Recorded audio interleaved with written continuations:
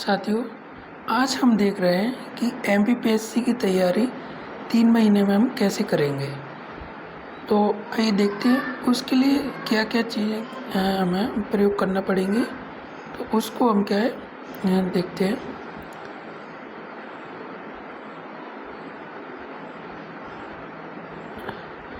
तो देखो क्या है, 3 महीने का टाइम है। अगर आज से देखा जाए तो जैसे आज क्या है 19 मार्च है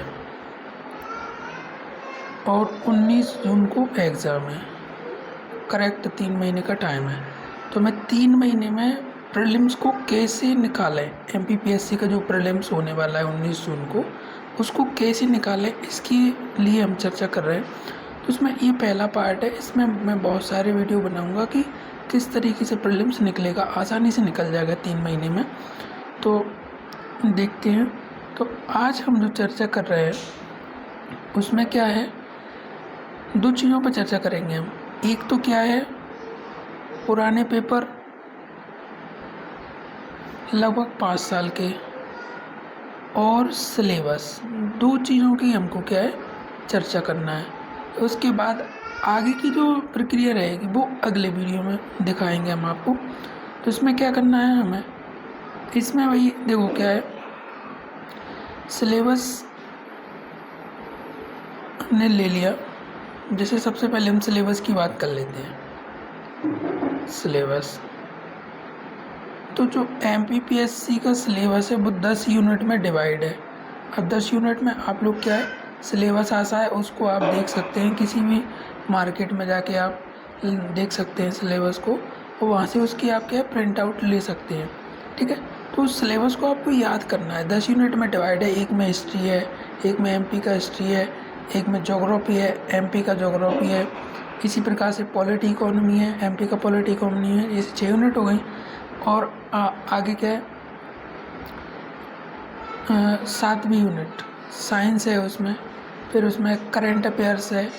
1 यूनिट में आपके आयोग दिए हैं और 1 यूनिट में आपके क्या है कंप्यूटर दिया है। तो इस तरीके से ये 10 यूनिट में प्रीलिम्स का जो सिलेबस है वो डिवाइड है। अब क्या करना है इसके लिए हमें, तो जो सिलेबस है उसे बार बार पढ़ना है और याद करना है। ठीक है, उसके बाद जो बुक्स वगैरह रहती हैं वो मैं आपको एक एक से बता दूंगा। बुक्स वगैरह क्या रहती हैं, कितने नोट्स इसके लिए ज़रूरी हैं, तो इसके लिए हम अलग से वीडियो बनाएंगे बुक्स वाला, और इन नोट्स की क्या ज़रूरत है, तो इसके लिए हम अलग से वीडियो बनाएंगे। और उसमें आपको पूरा बता दिया जाएगा कि कौन कौन सी बुक पढ़ना है, कौन कौन से नोट्स पढ़ना है। तो अभी हम हाल फिलहाल क्या है, केवल एक चीज़ पर चर्चा कर रहे हैं, सिलेबस और पुराने पेपर। तो अभी हमने सिलेबस के बारे में जाना। ठीक है, आपको सिलेबस खरीदना है और उसे बार बार देखना है और उसको याद ही कर लेना है। दूसरे नंबर पे हम बात कर रहे हैं पुराने पेपर्स की। अब जो पुराने पेपर्स हैं वो हमको क्या है 5 साल के देखना है। अब पुराने पेपर क्यों देखना है, पुराने पेपर, तो ये इसलिए ज़रूरी है कि जैसे 5-6 साल के जो पेपर हम देख लेंगे तो वहाँ से हमें एक आइडिया लगेगा कि पेपर में क्वेश्चन किस टाइप के पूछे गए हैं पिछले सालों में। तो वहाँ से देखो कठिन क्वेश्चन भी पूछे जाते हैं, सरल भी पूछे जाते हैं। तो हमें देखना है कि उसमें किस स्तर के क्वेश्चन पूछे गए हैं, सरल कितने स्तर के हैं और जो कठिन है वो किस स्तर के हैं। तो हमें ये क्या है अनुमान लग जाएगा हमको कहाँ से, पुराने पेपर से। तो आपको 2015 या 16 से 2020 तक के आपको पेपर देखना है। और अभी जो पेपर होने वाला है 19 जून को, वो क्या है 2021 का प्रीलिम्स है। तो किसी भी हालत में प्रीलिम्स निकलना चाहिए, उसके लिए हम इसमें देख रहे हैं। तो अब पेपर की हम बात करें तो आपको क्या है, जैसे मान लिया आपने 2016 का पेपर देख लिया।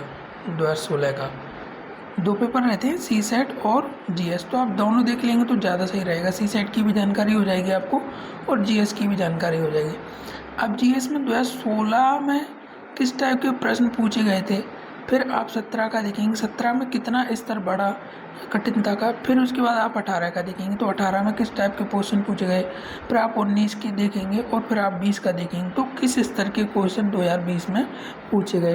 तो वहाँ से क्या है आपको एक आइडिया लग जाएगा कि एमपीपीएससी प्रीलिम्स में किस स्तर के क्वेश्चन पूछ रहा है।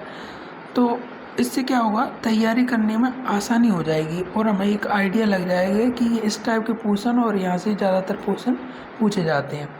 तो वो हमारा क्या है, बहुत सारा जो क्या है एक प्रेशर रहता है वो क्लियर हो जाएगा, जो प्रेशर रहता है। अब देखो, जैसे आपने पेपर देख ली, तो पेपर में जो क्वेश्चन के प्रकार हैं, जो प्रश्न रहेंगे, उनको आपको सबसे पहले देखना है कि प्रश्न किस टाइप के पूछे जाते हैं। मतलब लगभग 6 या 7 प्रकार के प्रश्न आपको मिलेंगे, 6-7 प्रकार के। जैसे देखो, एक तो डायरेक्ट आंसर मिलेंगे, डायरेक्ट क्वेश्चन मतलब आपको एक प्रश्न दिया होगा, उसमें क्या है मतलब 4 में से एक सही आंसर देना है। दूसरे क्या है, जोड़ी मिलान वाले भी उसमें आते हैं। तीसरे प्रश्न क्या है, वो क्या बोलते हैं, कथन कारण वाले भी आपको मिल जाएंगे, ठीक है। फिर एक सुमेलित कीजिए, इस टाइप का मिल जाएगा। फिर आप अगर देखते हैं तो सुमेलित के बाद क्या बोलते हैं, असंगत को छांटिए, इस टाइप का मिल जाएगा। या सत्य बताइए, असत्य बताइए। तो इस तरीके से क्या है 6-7 प्रकार के उसमें प्रश्न पूछे जाते हैं। तो वहाँ से आपको पेपर से क्या है एक आइडिया लग जाएगा कि इस टाइप के प्रश्न इसमें पूछे जाते हैं, ठीक है। तो ये हमने क्या है पेपर के बारे में देखा और सिलेबस के बारे में देखा। तो हमने 2 चीज़ों की अच्छे तरीके से, आप इस वीडियो को बार बार देखें जिससे आपको पता चल जाएगा कि हमको पेपर में, हाँ एक बात और कि जो पेपर है वो सिलेबस में वो मिलेगा कहाँ। तो भाई देखो क्या है, आप किसी भी दुकान पर जाओ मार्केट में, तो आपको क्या है कि बहुत सारे पब्लिकेशन आते हैं, तो उनके क्या है एक सॉल्व पेपर मिल जाएगा, उसमें से आपको पेपरों को देखना है और आप क्या है नोट कर लीजिए उनको बार बार, तो आपको अच्छे से याद हो जाएंगे।